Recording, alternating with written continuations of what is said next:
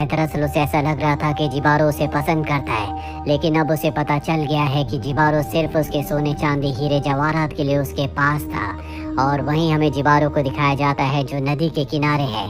Siren उसे देख लेती है और दर्द से चिल्लाने लगती है और अब जिबारो सुन सकता है, इसीलिए वो उसकी आवाज की तरफ अट्रैक्ट होने लगता है। वो चाहकर भी अपने आप को नहीं रोक पाता और जब सायरन ने देखती है तो वो जोर से चिल्लाती है, जिसके बाद जिबारो बड़ी तेजी से घूमता हुआ डांस करता हुआ उसकी तरफ खींचा चला जाता है और उसका भी वही हश्र होता है जो उसके सभी साथियों का हुआ था। पानी के नीचे हमें बहुत सारे स्कल्स दिखाए जाते हैं, जिसका मतलब ये है कि सायरन यहाँ पर हजारों लोगों को मार चुकी है। पर अब सायरन के पास भी कुछ नहीं बचा। जो उसके शरीर की सुंदरता थी, जो उसकी ज्वेलरी थी, जिस पर उसे गर्व था, अब वो उससे छिन चुका है। दरअसल ये पूरी की पूरी कहानी आज की दुनिया को रिप्रेजेंट करती है, जहाँ पर हर एक इंसान दूसरे इंसान से किसी न किसी लालच, किसी न किसी कारण से जुड़ा हुआ है।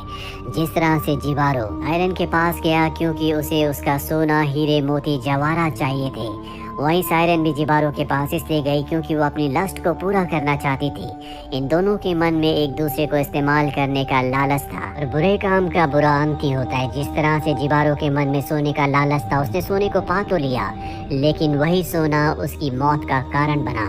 वहीं सायरन जिसने कई लोगों को मारा, उसी के एक शिकार ने उसकी वो हालत कर दी जिसके बारे में उसने कभी सोचा भी नहीं था। उसकी सारी ज्वेलरी जिस पर उसे कभी गुरूर हुआ करता था, वो सब कुछ उससे छीन लिया। आज की दुनिया में भी इंसान उतने ही क्रूर हैं जितना कि जिबारो था।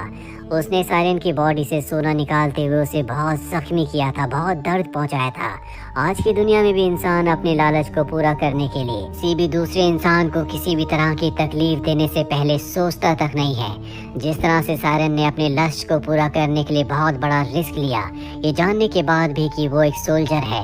ये दोनों अलग अलग दुनिया के हैं। आज की दुनिया में भी इंसान अपनी लस्ट को, अपने लालच को पूरा करने के लिए हर तरह के रिस्क लेने के लिए तैयार है, भले उसमें उसकी जान क्यों ना चली जाए। हालांकि हमें जिबारो की कहानी एक एनिमेटेड सिंपल कहानी लगती है, लेकिन इसके पीछे बहुत सारे हिडन मीनिंग्स हैं जो बार बार आपको देखने पर पता चलेंगे।